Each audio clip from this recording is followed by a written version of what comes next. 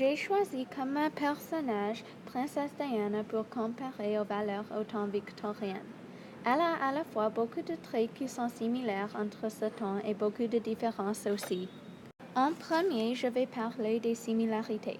La première similarité est que Princesse Diana avait beaucoup de réussite personnelle, ce qui est une valeur positive au ère victorien.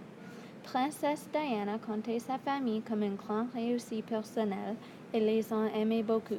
Les gens dans l'ère victorienne comptaient leur famille comme succès personnel aussi, et c'était normal pour beaucoup de personnes dans cette ère d'être fiers des très grosses familles. L'autre image que j'ai associée avec le succès personnel de Princesse Diana, c'était une image de son château après son mort. Pour elle, être aimée pour la personne qu'elle était sans la couronne était très important, et elle ne voulait pas juste contrôler son pays, mais l'aider. La réaction des gens avec toutes les fleurs montre l'impact qu'elle a eu sur ces personnes. C'était un succès personnel pour elle. La deuxième image sur le côté de l'ère victorienne a une significance un peu différente. La couronne signifie la concentration sur le pouvoir que plusieurs personnes avaient dans ce temps-là. Pour ils, le succès n'était pas autant concentré sur si les personnes te respectaient, mais plutôt sur le contrôle que tu avais. Ma deuxième similarité, c'est la modestie. À l'ère victorienne, cette valeur avait deux sens: couvrir la peau et avoir de l'humilité, ou pas avertir trop tes succès.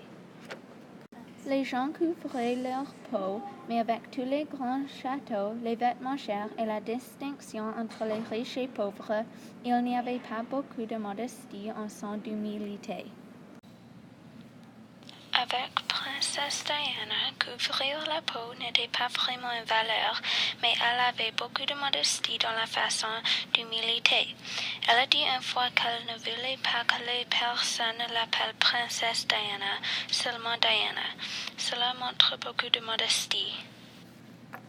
Une autre similarité, c'est le travail dur. Princesse Diana travaillait très dur pour être un bon chef de son pays et une bonne personne.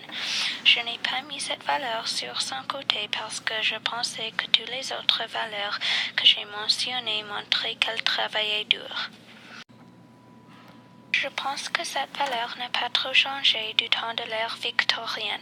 Il y a toujours les gens qui travaillent fort et reçoivent des récompenses, des gens qui travaillent fort et ne reçoivent pas les récompenses qu'ils déservent, et les gens qui reçoivent des récompenses sans aucun travail. Maintenant, je vais expliquer les différences entre quelques valeurs de Princesse Diana et l'ère victorienne. La première différence, c'est la direction. Princesse Diana disait qu'elle ne directait pas par les règles, mais par son cœur. Cela est vraiment une grande différence entre l'ère victorienne et Princesse Diana. Au l'ère victorienne, le pouvoir avait une plus grande significance que la direction. La deuxième différence est la gentillesse. Diana était une personne qui était très gentille à tout.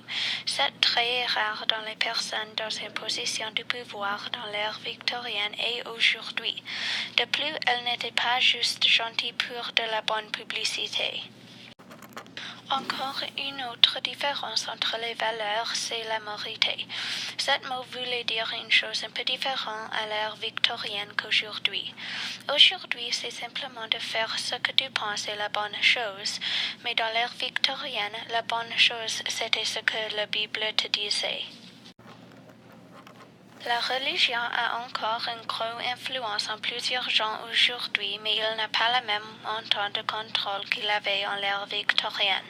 Ça, c'est pourquoi j'ai représenté la moralité par une image d'une Bible et de l'Église sur le côté de l'ère victorienne. En conclusion, j'ai choisi Princesse Diana comme mon personnage parce que je pense qu'elle était un personnage vraiment inspirant. Elle représentait certaines valeurs qui étaient similaires aux ères victoriennes et plusieurs qui n'étaient pas. Je pense que cela l'a rendu un bon chef aussi qu'une bonne personne.